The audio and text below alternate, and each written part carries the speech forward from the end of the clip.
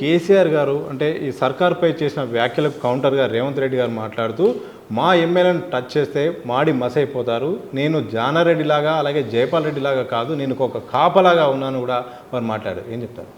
ఇప్పుడు ఇవన్నీ వాళ్ళు ఎవరండి, ఇద్దరు బాగా సినిమాలలో డైలాగులు రాస్తారు, పరచూరి బ్రదర్స్ కదా. వాళ్ళ దగ్గర ఏమైనా శిష్యరికం చేసిండా ఏం రేవంత్ రెడ్డి? పనికిరాని డైలాగులు, మాడి మసైపోతారు, తొక్కుకుంటూ పోతా, డ్రాయర్ లిప్పుతా, అదేమన్నా ముఖ్యమంత్రి భాష? ముఖ్యమంత్రి మాట్లాడే అయినా ప్రభుత్వాలను కూల్చే కుట్రదారుడు రేవంత్ రెడ్డి. గతంలో ప్రభుత్వాన్ని కూల్చే ప్రయత్నం చేసింది ఎవరు? 2016లో కేసీఆర్ ప్రభుత్వాన్ని కూల్చాలని ప్రయత్నం చేసింది, కుట్ర చేసింది రేవంత్ రెడ్డి. కాబట్టి ఏదో ఉన్న అమ్మకు యావ ఎక్కువ అన్నట్టుగా ఆయనకు గతంలో అనుభవాలు అట్లే ఉన్నాయి కాబట్టి అందరూ అట్లే చేస్తున్నారు. కేసీఆర్ గారు చాలా స్పష్టంగా చెప్పారు, నువ్వు 5 సంవత్సరాల పాటు నీ పరిపాలన కొనసాగించుకో, ప్రజలకు ఇచ్చిన వాగ్దానాలు అమలు చేయి అని చెప్పని స్పష్టంగా కేసీఆర్ గారు చెప్పినారు. చెప్పిన తర్వాత కూడా ఇంకా బట్టగాల్చి మీద వేసి పొద్దున్న లేస్తే కేసీఆర్ గారి పైన దాడి చేసి కేసీఆర్ గారిని ఇబ్బంది పెట్టాలా, కేసీఆర్ గారిని అప్రతిష్ట పాలు చేయాలా, గత ప్రభుత్వాన్ని చిన్న చేసి చూపెట్టాలా, గతంలో జరిగిన డెవలప్మెంట్ను చిన్న చేసి చూపెట్టాలా, గతంలో కట్టిన ప్రాజెక్టులను చిన్న చిన్న రిపేర్లు వస్తే కూడా పడవలో పెట్టాలా, ప్రజల మీద ఒక సాడిస్టిక్ టెండెన్సీ తోటి వ్యవహరిస్తూ ఉన్నారు.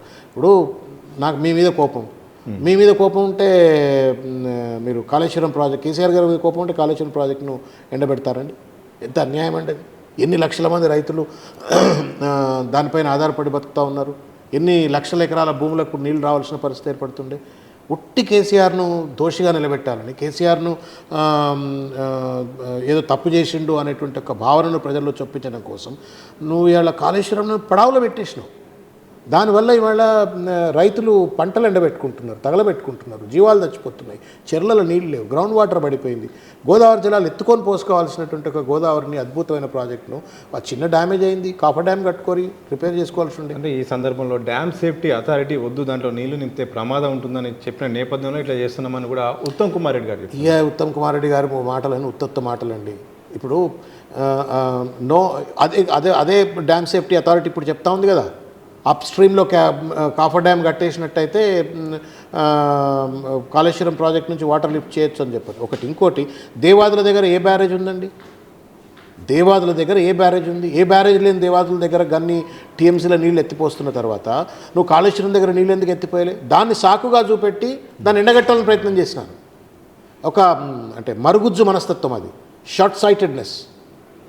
మీరు ప్రాజెక్టు కొంచెం కుంగింది వాస్తవం, అక్కడ ఒక 2 పిల్లర్లు కుంగినాయి, 300 పిల్లర్లు 2 పిల్లర్లు కుంగినాయి. ఆ 2 పిల్లర్లను రిపేర్ చేయండి, లేదా 2 పిల్లర్లను కాదని చెప్పని వాటర్ లిఫ్ట్ చేయండి. ఎవరు వద్దన్నారు మిమ్మల్ని? ఏ దేవుడు కొట్టిండు మిమ్మల్ని?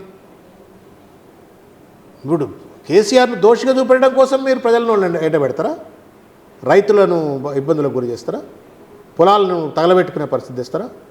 మళ్ళీ మూర్ఖంగా వాడిట్లా అన్నాడు. ఇప్పుడు వాళ్ళే అంటున్నారు కదా కాఫర్ డ్యామ్ కట్టొచ్చని. ఆ బుద్ధి నీకెందుకు లేదు?